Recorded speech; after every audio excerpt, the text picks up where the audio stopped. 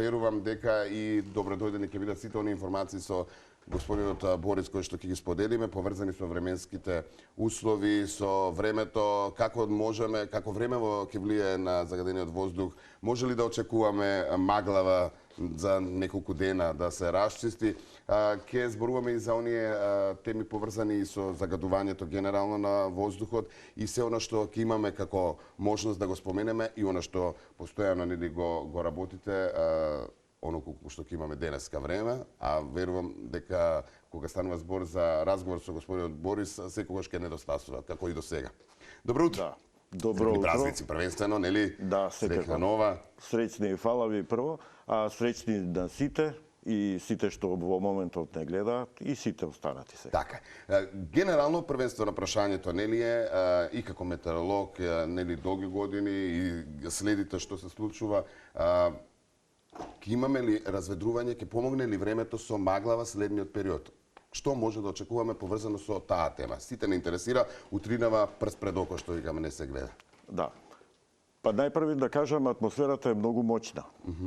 И времето е менливо, но понекогаш ќе се стационираат некои услови над одредена географска област, како во овој момент кај нас еден тип, на посевер од нас друг тип, и тие ќе потраат некое време. Она што се случува на северот од нас е една, да речам, долготрајна, повеќе дневна, силна струја на поголема височина и таа не огради од студениот воздух од север, но за несреќа пак тука се формира едно поле на висок воздушен притисок во кој постојано е тивко и во долините постојано, да речам, се влошува квалитетот на воздухот, бидејќи нема струење. Да. За жал, дополнително, што не е невообичајно, се формира и магла, иако маглата повеќе ние, така да речам, сепак е есенска појава. Да. Многу се зборува изминатиот период и се најавуваат некакви пониски екстремни температури до минус 20 степени. Има ли такви очекувања следниот период после Божик Бадник? Вака да кажам, се има некоја своја историја зад нас. Пред, значи, минатата година на крајот, студен воздух поларен се спушти на континентот на Америка и таму донесе многу лошо време и температури, па дури мислам и жртви, поради состојбата што тој воздух многу брзо се спушти по континентот. И сега да не должам, ова струење постојано се случува, постојано имаме во годините наназад спуштање на поларен воздух и на европскиот континент. Ова спуштање во моментов поларниот воздух е над скандинавскиот полуостров. Таму некои од позаинтересираните за овие, да речам, теми забележаа дека во Шведска температурите се и под минус 40 степен. Да. А тоа е многу екстремно студено време и тоа со денови таму е така.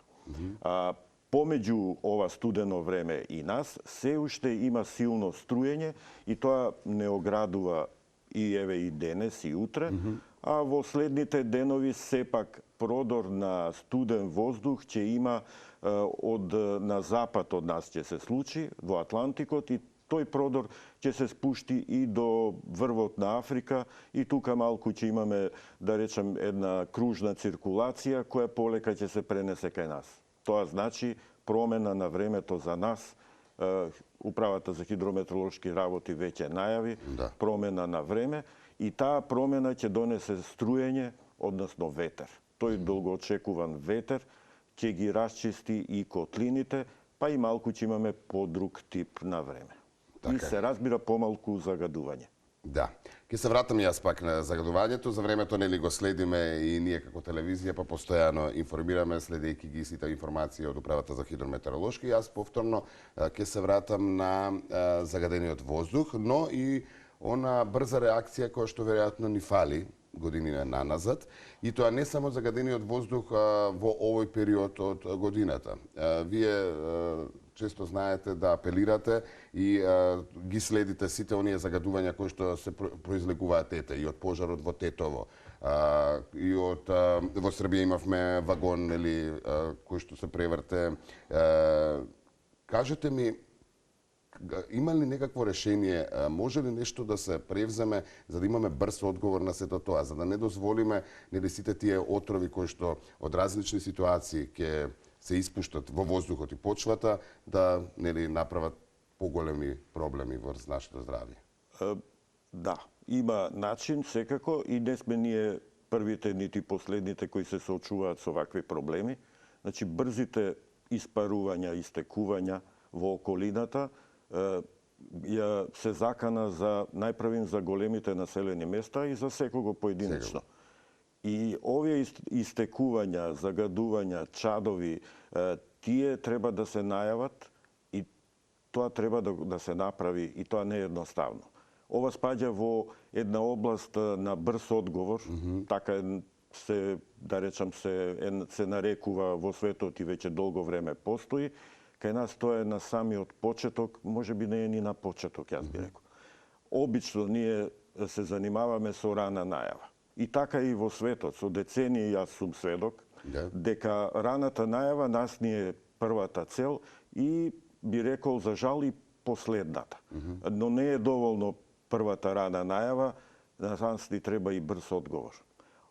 Превртувањето на цистерната во вагонот во Србија, да речеме, кај нас остана само како новинска Како информација за и спомената. беше, да речам, покрај сета опасност, беше и некако интересно. Но да беше Холандија, например, секое истекување во Холандија е, да речам, цел на една екипа која во рок од 30 минути издава официјално соопштение што се случува, каква е заканата и до каде е заканата.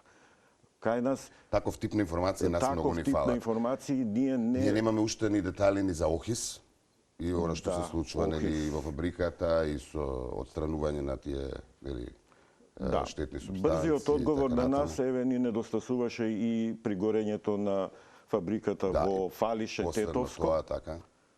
Таму пожарот траеше долго време, беше тивко, меѓутоа недостасуваше информација колкава е заканата, да речам, за населението во самото Дали треба да се евакуира, дали треба нели да го напушти тој дел за Тешка колку тема, е опасно, така. Да, тешка тема и бара многу работа и постојана подготвеност. Не е доволно да ги изнапишеме документите, но мора да е постојано активна некоја процедура која, да речеме, до одредена мера ќе каже чекајте, овој дел од градот ќе биде зафатен во следните 2 часа и мора нешто да се стори. Добро, затворањето на пенџерињата на некој начин е, да речеме, една наша првична по чувство некакво дека ќе ни е доволно.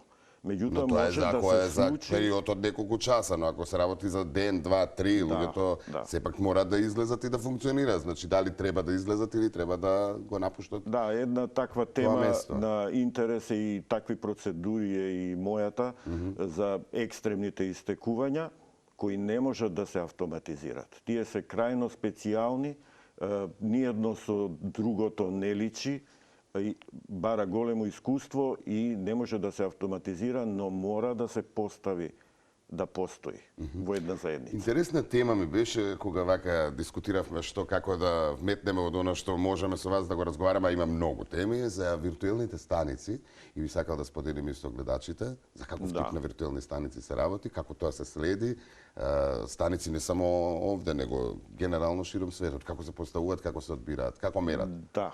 Значи морате најпрвин да ги смислите.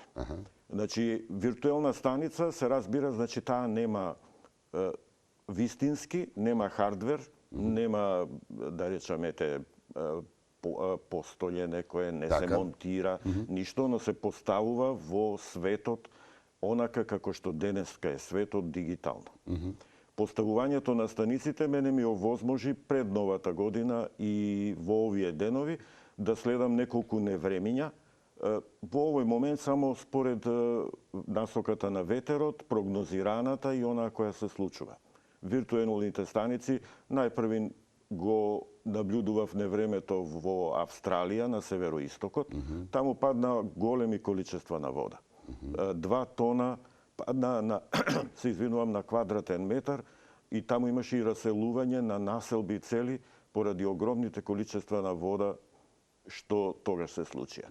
Потоа таму беше тоа невреме Джаспер наречено.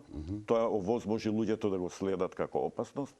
Потоа станицата едноставно ја префрлив со локација да биде во Јужна Германија. Таму беше невремето Золтан. На луѓето може би малку име сега, тие имиња сега од каде, но тоа им овозможи на една заедница на север на Европа да се едноставно да се фокусира на својот проблем. Золтан се дигна на ниво, медиумско ниво, на опасно нешто и навистина беше опасно, бидејќи елката во Западна Европа и имаше за жал и една жртва, а таа беше срушена од надпросечно или да речеме екстремно силниот ветер, да. кој пак ќе кажам, таму донесе многу лошо време, но и многу струење, магли немаше, но ете имаше невреме. Потоа, ова виртуелна станица всушност е група на процедури кои може да се преместат да функционираат на одредена локација. Вие која ќе одберете. Да. Денеска нема граница, треба само знаење и дефинитивно информациите се достапни. Да, светот е отворен, јас и порано сум споменал, многу се сменија работите во последните 5 или 10 години.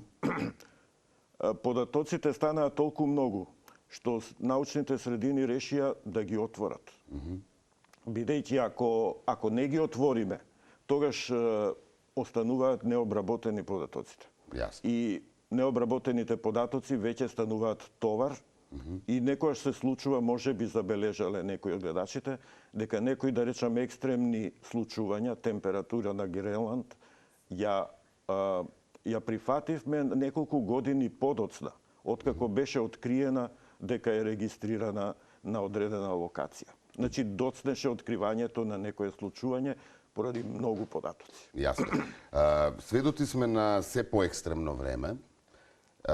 И јас оваа прилика и вашето гостување ќе искористам да најавам ние во среда, веќе во 14:30 на Телмак имаме и документарни емисии. Интересна ќе биде да се погледне, се вика Армагедон за климатските промени. И вели, доколку луѓето не престанат да трошат фосилни горива, ние луѓето нема да се прилагодиме на оние екстремни температури, ниски, високи, она што времето би ни го довело, нема да можеме да екзистираме, односно да живееме. Ваша генерално, затоа што цел живот ве интересира, го следите времето, промените во времето. Ваше генерално размислување, дефиниција, брзо ли ни се случуваат тие промени, колку треба да стравуваме, затоа што постојано сме обсипани што заради ексклузивност и заради бомбастичност и така натаму и во медиумите широм светот и кај нас и со филмови и така натаму дека ќе се случи екстремно време крај на свет и така натаму.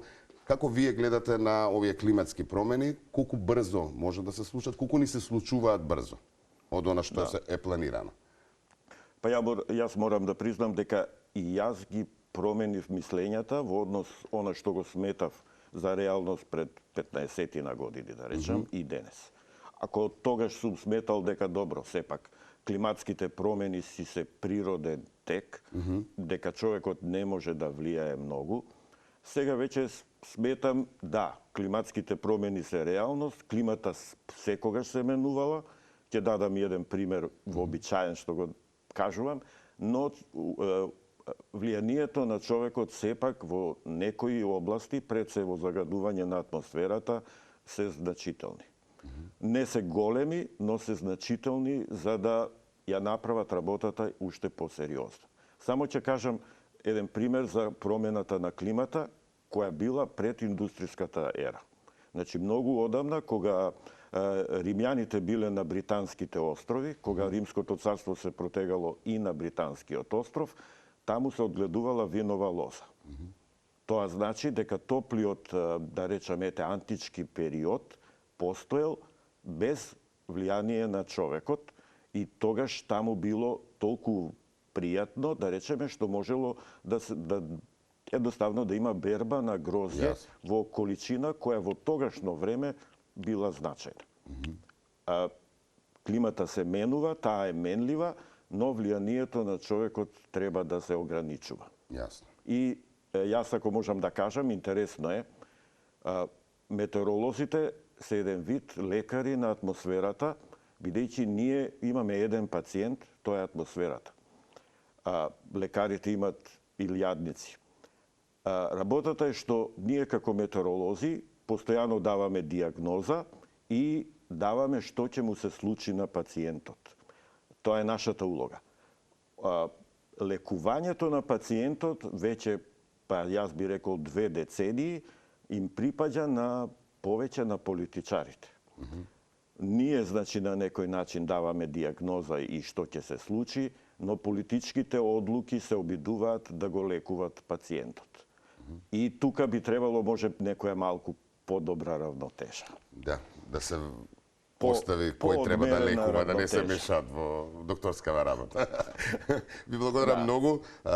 Убави празнични денови посакувам. Ќе се дружиме повторно набрзо, затоа што навистина има многу теми на кои што треба да разговараме со вас и би сакал да ги споделиме со нашите гледачи. Да, благодарам и јас еве за поканава. Нешто помогнавме.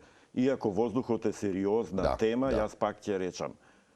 Она што било вчера и завчера, гледачите сепак треба да го остават зад себе. Битно е во денешниот ден како ќе го одберат распоредот на активностите, за да се изложат на дишење во надворешни услови или некаде да бидат каде што има филтер за воздух. Ако е можно секако. Да. Или на планина, извинете. На планина, кој може, кој нема обврски, се разбира, а убав е периодов и за планина, ако ништо друго таму не недостасува снег. Има снежна покривка и таа малку ќе се зголеми во следната недела. Убава информација. Ви благодарам многу. Драго ми беше. Да, фала ви.